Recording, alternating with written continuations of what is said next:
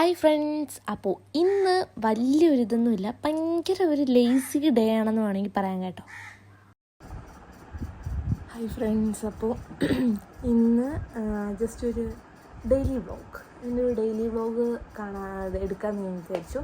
വേറെ പ്രത്യേകിച്ച് വലിയ കാര്യങ്ങളൊന്നുമില്ല, ഒരു ദിവസം എങ്ങനെയായിരിക്കും എന്നുള്ളൊരു ജസ്റ്റ് ഇത്. ഇപ്പോൾ രാവിലെ ഇപ്പോൾ ഒരു സമയം 8 മണിയായിട്ടുണ്ടായിരുന്നു. അപ്പം രാവിലത്തെ പരിപാടി എന്ന് പറഞ്ഞാൽ അച്ചാമ്മനെ കൊണ്ട് ഫസ്റ്റ്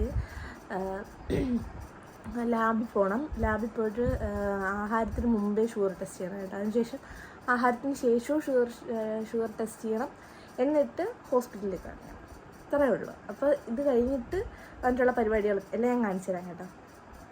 അങ്ങനെ ഒരു ദിവസം തുടങ്ങിയത് തന്നെ ലാബിൽ പോയിട്ടാണ് കേട്ടോ. അങ്ങനെ അച്ചാമ്മയ്ക്ക് ഷുഗർ ടെസ്റ്റ് ചെയ്യാനായിട്ട് ഞാനും അച്ചാമ്മയും കൂടി നേരെ അവിടെ പോയി. നമ്മളിവിടെ തൊട്ടടുത്ത് തന്നെ യൂണിറ്റി ലാബിലാണ് കേട്ടോ പോയത്. അങ്ങനെ അവിടെ ചെന്നിരിക്കുകയാണ്. വന്നപ്പോൾ ഫുള്ള് മഴയായിരുന്നു, ഫുള്ള് നനഞ്ഞു പോകുന്നു. ഭയങ്കര മഴയില്ല, എന്നാലും വെച്ചാറ്റില്ല. വീട്ടിൽ നിന്ന് ഇറങ്ങുന്നത് വരെ വലിയ മഴയൊന്നും ഇല്ലായിരുന്നു, ചെറിയൊരു മഴക്കോളം ഉണ്ടായിരുന്നുള്ളൂ കേട്ടോ.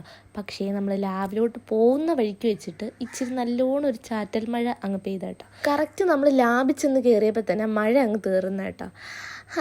എന്തായാലും നമ്മൾ ഈ ആവശ്യമുള്ള സാധനങ്ങൾ സമയത്ത് വായിച്ചു വെക്കാൻ പറഞ്ഞ് നമ്മൾ വായിക്കില്ല. പക്ഷേ ഇങ്ങനെ ചുമ്മാ ബോറടിച്ചിരിക്കുന്ന സമയത്ത് എന്തെങ്കിലും ബോർഡ് എവിടെയെങ്കിലും കണ്ടാൽ ഇങ്ങനെ ചുമ്മാ വായിച്ചുകൊണ്ടിരിക്കുന്ന ഒരു അസുഖം എനിക്ക് മാത്രമല്ല, എല്ലാവർക്കും ഉള്ളതാണ്. അങ്ങനെ ഇവിടെ എന്തായാലും അച്ചാമ്മനെ ബ്ലഡ് എടുക്കാനായിട്ട് പോയേക്കാണ്. അപ്പം അത്ര നേരം ഞാൻ വിചാരിച്ചു ഇവിടെ കുറച്ചിരിക്കുന്ന ബോർഡുകളൊക്കെ ഒന്ന് ജസ്റ്റ് വായിച്ച് നോക്കിക്കൊണ്ടിരിക്കുന്നത്. അങ്ങനെ ഞാൻ വിചാരിച്ചു നിങ്ങളെയും കൂടി കാണിച്ചു തരാമെന്ന്. അങ്ങനെ ജസ്റ്റ് എടുത്താണ് കേട്ടോ ഈ ബോർഡൊക്കെ. എന്തെങ്കിലും ആർക്കെങ്കിലും ഉപയോഗപ്പെടട്ടെ എന്ന് വിചാരിച്ച് ജസ്റ്റ് എടുത്തന്നേ ഉള്ളൂ. എന്തായാലും ഇവിടെ കുറച്ച് നേരം ഇരുന്നപ്പോൾ തന്നെ ഞാൻ ബോറടിച്ചു കേട്ടോ. കാരണം ഒരു 10-15 മിനിറ്റോളം അത് ബ്ലഡ് എടുക്കാനായിട്ടൊക്കെ ലാസ്റ്റ് ആയിരുന്നു കേട്ടോ. നമ്മൾ അങ്ങനെ ബ്ലഡ് എടുക്കാൻ ആ ടൈമൊക്കെ ഇതാക്കിയിട്ട് ഇനി നമ്മൾ നേരെ തിരിച്ച് വീട്ടിൽ പോവാണ്. കാരണം ഇനി 2 മണിക്കൂറിന് ശേഷം മാത്രമേ അടുത്ത ഷുഗർ ടെസ്റ്റ് ചെയ്യത്തുള്ളൂ. അപ്പോൾ ആ 2 മണിക്കൂർ ഇവിടെ ചുമ്മാ ഇരിക്കണ്ടല്ലോ. അത് മാത്രമല്ല ഫുഡ് കഴിക്കണം.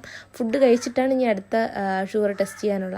അങ്ങനെ തിരിച്ച് അച്ചാമ്മനെയും കൂട്ടി തിരിച്ചു പോവാണ് കേട്ടോ. എന്നാലും ഇന്ന് ഇങ്ങനെയൊക്കെ സംഭവിക്കുമെന്ന് കരുതില്ല. പെரிய മഴ കാരണം നമ്മുടെ എല്ലാ പ്ലാനും ഫ്ലോപ്പായിരിക്കണം കേട്ടോ. അച്ചാമ്മനെ രണ്ടാമത് ഫുഡ് കഴിച്ചിട്ടുള്ളത് ടെസ്റ്റ് ചെയ്യാൻ പോകാൻ പറ്റിയില്ല, ഒന്നിനും പറ്റിയില്ല. അങ്ങനത്തെ ഇന്നത്തെ പരിപാടിയെല്ലാം ക്യാൻസൽ ചെയ്ത കേട്ടോ. ഇന്നത്തെ പരിപാടി ഒന്നും നടന്നില്ല.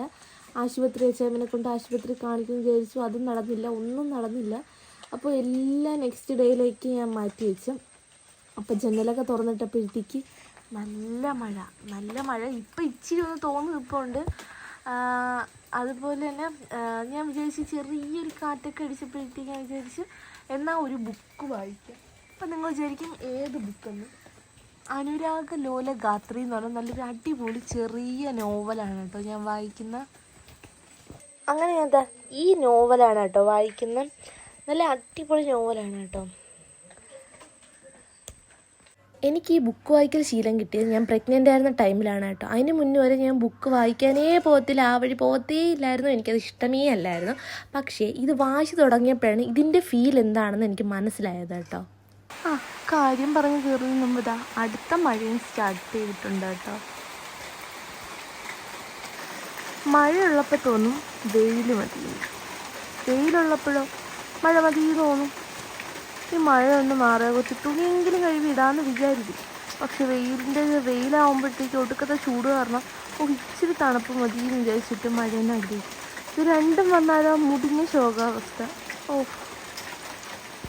സത്യത്തിൽ ഈ ബുക്ക് വായിക്കുമ്പോൾ കിട്ടുന്ന ആ ഒരു സുഖം, ആ ഒരു ഫീല് വേറെ എന്ത് ചെയ്താലും ഒരിക്കലും കിട്ടത്തില്ല എന്ന് ഞാൻ മനസ്സിലാക്കാനായിട്ട് സത്യം പറഞ്ഞാൽ 10-20 വർഷം വേണ്ടി വന്നു എന്നാണ്. കാരണം ഞാൻ പ്രഗ്നൻ്റ് ആയിരുന്ന ടൈമിലാണ് എനിക്ക് അതിനെക്കുറിച്ച് മനസ്സിലായത്.